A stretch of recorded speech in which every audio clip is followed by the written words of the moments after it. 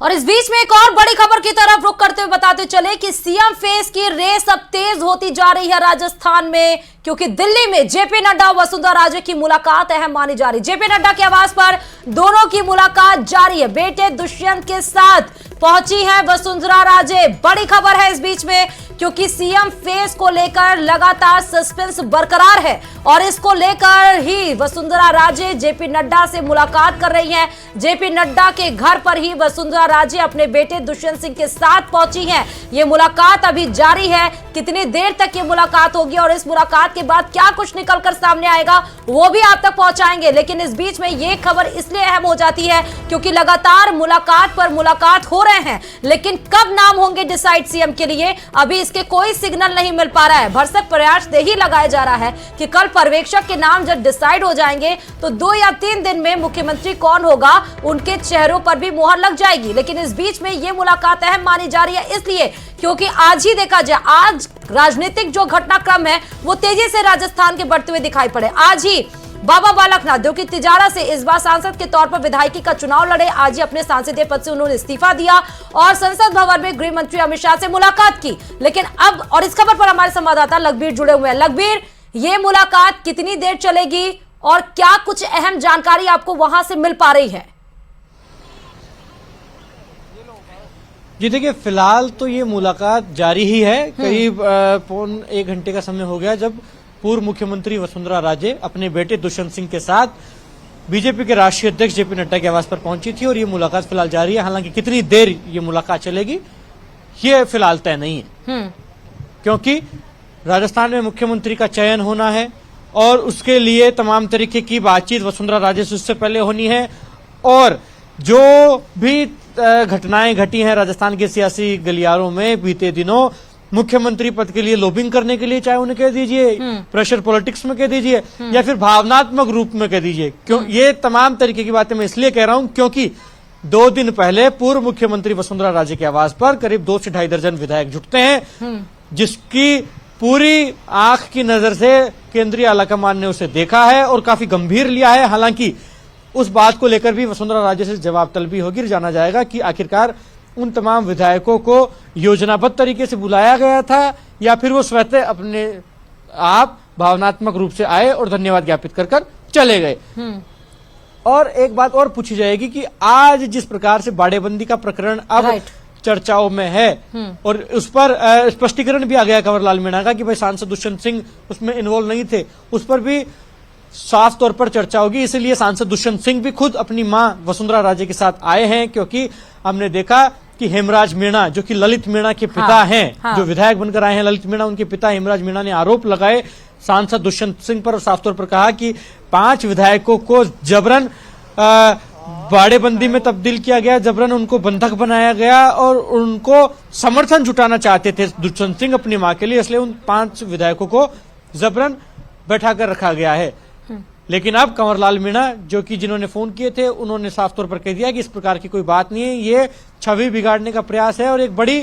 साफ तौर पर कहा जा सकता है कि साजिश है। एक कनेक्शन समझाना जनता को जरूरी है। पहले डिनर डिप्लोमेसी आई, उसके बाद से फिर ये रिजॉर्ट पॉलिटिक्स सामने आ रही है दोनों के बीच में, और आज वसुंधरा राजे सीधे मुलाकात करने के लिए पहुंच गई। सांसद दुष्यंत सिंह भी साथ में मौजूद हैं। बेटे का नाम आ रहा था रिजॉर्ट पॉलिटिक्स में। कंवरलाल मीणा का इस बीच में बड़ा स्टेटमेंट आ गया कि 25 सितंबर की बात है, वो तो लोकसभा में थे उस समय, दिल्ली में मौजूद थे, कैसे प्रेजेंट हो सकते हैं। इन सब के बीच में क्या कनेक्शन है, राजस्थान का क्या कनेक्शन है, सब के बीच में आपको क्या लग रहा है, किस तरफ ये इंडिकेट कर रहा है?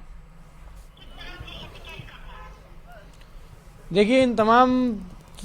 चीजों के बीच में धुरी तो वसुंधरा राजे बनी हुई है और कनेक्शन भी वसुंधरा राजे का ही हो रहा है। हालांकि उनका योगदान कितना है, डायरेक्ट योगदान है या नहीं है, ये तो भविष्य के गर्भ में है और उन तमाम सवालों के जवाब खुद वसुंधरा राजे इस वक्त जेपी नड्डा को दे भी रही होंगी अगर ये तमाम सवाल पूछे जा रहे होंगे तो। लेकिन महत्वपूर्ण बात यह है कि इस वक्त चर्चा ज्यादा हो रही होगी कि आखिरकार अगर वसुंधरा राजे को मुख्यमंत्री बनाया जाता है तो किस प्रकार से तमाम लोगों को बैलेंस किया जाए, साधा जाए, राजस्थान में सत्ता और संगठन की शक्ल क्या हो। और अगर पार्टी ने यह तय कर लिया है कि वसुंधरा राजे राजस्थान की अगली मुख्यमंत्री नहीं होंगी, तो अगर कौन नया चेहरा हो, उसको लेकर भी चर्चा की जा रही होगी कि लेकिन लगभग आगे इसके बीच आने में तो वाले कल समय में कल राजस्थान कल में न्यूज 18 राजस्थान और ये फ्लैश भी हुआ कि बीजेपी इस बार तीनों राज्यों की मैं बात कर रही हूं कि नए चेहरों को मौका दे सकती है, नया सीएम फेस लॉन्च किया जाएगा।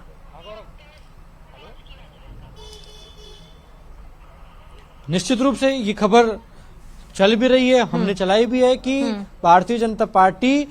तीनों राज्यों में बदलाव कर सकती है और नए चेहरों को मुख्यमंत्री बना सकती है।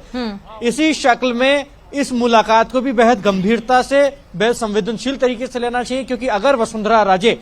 मुख्यमंत्री नहीं होती है, राजस्थान की नहीं बन पाती है मुख्यमंत्री, तो उनकी भूमिका क्या होगी, उनकी रूपरेखा क्या होगी, वसुंधरा राजे को किस शक्ल में ढाला जाएगा, क्या वो केंद्रीय राजनीति की तरफ रुख करेंगी या उन्हें किसी संवैधानिक पद पर भेजा जाएगा या उनके बेटे को मंत्री बनाया जाएगा या फिर वसुंधरा राजे की भूमिका राजस्थान में ही सुनिश्चित की जाएगी, ये तमाम सवाल है। और इसके साथ ही अगर किसी अन्य चेहरे पर दाव खेला जाता है तो साफ तौर पर वसुंधरा राजे से सहमति भी ली जाएगी, उनका पक्ष भी जाना जाएगा और उनसे फ्यूचर डेवलपमेंट पर भी चर्चा होगी कि कैसे सामंजस्य बैठाया जाए, क्योंकि पार्टी आलाकमान का एकमात्र उद्देश्य है कि अगले 1.5 दशक तक पार्टी राजस्थान में एक छत्र राज करे और जो परिपाटी चली आ रही है बीते 2 से 3 दशकों से कि सरकार परिवर्तित नहीं होती है, सरकार परिवर्तित होती है, ऐसे में किसी भी पार्टी की सरकार बरकरार नहीं रहती है। इस परिपाटी को भारतीय जनता पार्टी बदलना चाहती है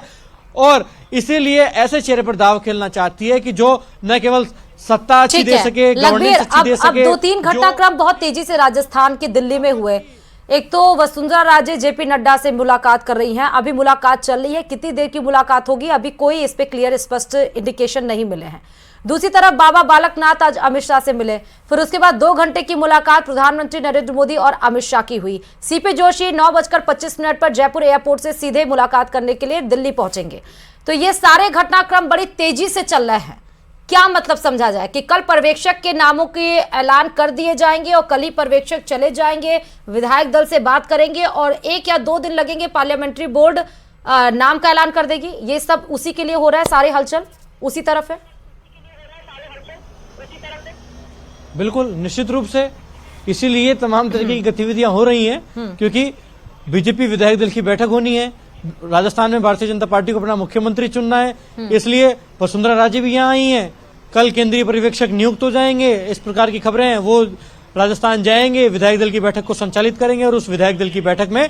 मुख्यमंत्री का चयन होगा। हालांकि चेहरा कौन होगा इस पर नजरें हैं, लेकिन अब ज्यादा समय बचा नहीं है, क्योंकि विश्वस्त सूत्रों के हवाले से खबर मिल रही है कि रविवार तक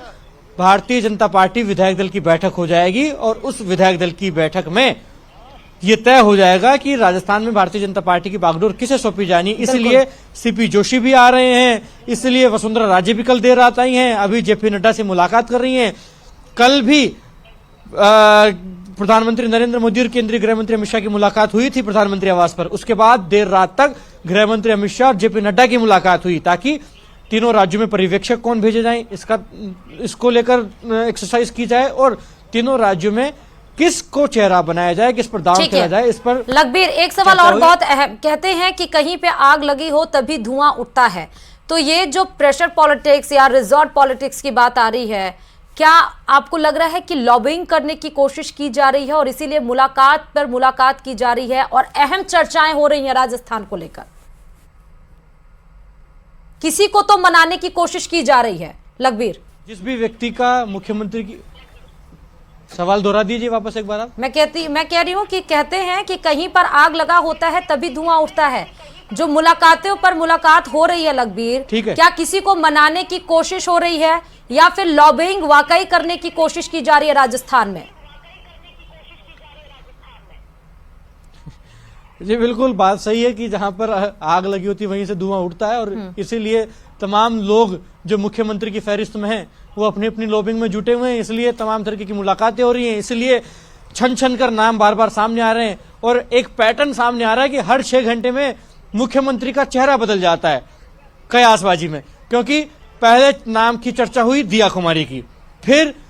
उनका नाम ठंडा पड़ा, महंत बालकनाथ योगी के नाम की चर्चा हो गई, फिर उनका नाम ठंडा पड़ा, ओम बिड़ला के नाम की चर्चा हो गई, फिर उनका नाम परवान पर चढ़ ही रहा था कि अश्विनी वैष्णव के नाम की चर्चा हो गई, ओम प्रकाश माथुर के नाम की चर्चा हो गई। हाँ। और अब कुछ लोग ये कह रहे हैं कि थोड़ी देर के बाद ही अर्जुन राम मेघवाल का नाम भी परवान पर चढ़ जाएगा। तो ये वो तमाम नाम है जो कि आधा दर्जन नाम माने जा रहे हैं जो कि मुख्यमंत्री की फहरिस्त में है, और इन्हीं में से किसी एक को मुख्यमंत्री बनाया जा सकता है। हालांकि इनमें से कई नेता लगातार राष्ट्रीय नेताओं से, केंद्रीय नेताओं से मुलाकात भी कर रहे हैं, विधायकों से संवाद स्थापित किए हुए भी हैं, क्योंकि स्वाभाविक है कि अगर किसी भी नेता का नाम मुख्यमंत्री की फहरिस्त में एक बार आ जाता है तो स्वाभाविक है कि वो अपने हाथ पांव चलाएगा, वो अपनी तरफ के प्रयास करेगा। हालांकि कुछ नेता ऐसे भी होते हैं जो कि सिर्फ इंतजार करते हैं संगठन के कॉल का, सिर्फ इंतजार करते हैं पार्टी के आदेश का, और ऐसे नेता राजस्थान में फिलहाल हैं भी जो कि खुद से लॉबिंग नहीं कर रहे हैं, पार्टी के आदेश का इंतजार कर रहे हैं, जिसमें सबसे प्रमुख नाम है भारतीय जनता पार्टी राजस्थान के प्रदेश अध्यक्ष सीपी जोशी, केंद्रीय जल शक्ति मंत्री गजेंद्र सिंह शेखावत और केंद्रीय कानून मंत्री अर्जुन राम मेघवाल। इन तीनों नेताओं के नाम राजस्थान में मुख्यमंत्री पद की दौड़ में शामिल हैं, लेकिन खुद से किसी प्रकार की लॉबिंग की जा रही हो, खुद से हाथ पांव मारे जा रहे हो, और इस प्रकार की बातें देखने को नहीं मिल रही हैं। और ये तीनों नेता ऐसे हैं जो कि बिना किसी क्रेडिट की होड़ में पार्टी की मजबूती के लिए काम कर रहे हैं। तो हो सकता है इन तीनों नामों में से किसी एक की भी लॉटरी लग जाए, क्योंकि अल्टीमेटली लगभग सभी के स्टेटमेंट यही आते हैं, चाहे अरुण सिंह हो चाहे वसुंधरा राजे, की संगठन जो कहेगा संगठन को मजबूत करने के लिए काम करे, और जो संगठन कहेगा उसी को हम मानेंगे, संगठन सबसे सर्वोपरि है। बिल्कुल, आप अभी अहम जगह से जुड़े हुए हैं लगभग, और पल पल की अपडेट आपसे हम लेते रहेंगे किसी भी वक्त, क्योंकि वसुंधरा राजे जेपी नड्डा की मुलाकात खत्म हो